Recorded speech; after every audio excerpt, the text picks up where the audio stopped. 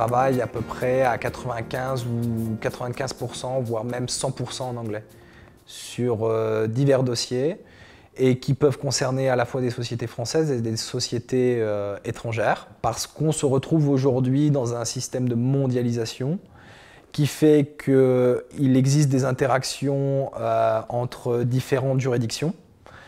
Et ce n'est pas parce qu'on travaille pour une société française qu'il n'y a pas d'interaction aux États-Unis, en Asie, ou encore par exemple en Russie ou en Afrique.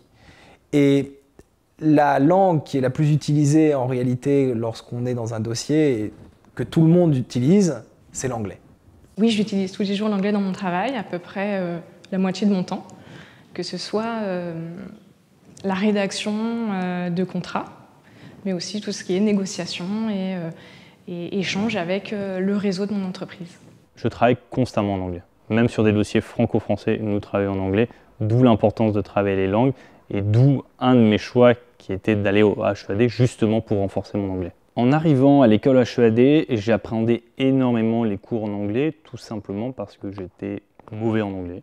Mon niveau n'était pas celui requis par les cabinets ou par les entreprises dans lesquelles je comptais travailler. Néanmoins, j'ai vite été rassuré. Rassuré tout simplement parce que le programme en anglais a été adapté en fonction du niveau de chacun.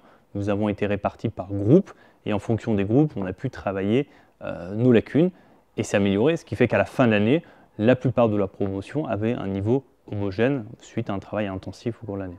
Il y a une réelle différence de mon niveau d'anglais entre le moment où je suis entrée à l'école et le moment où j'en suis sortie.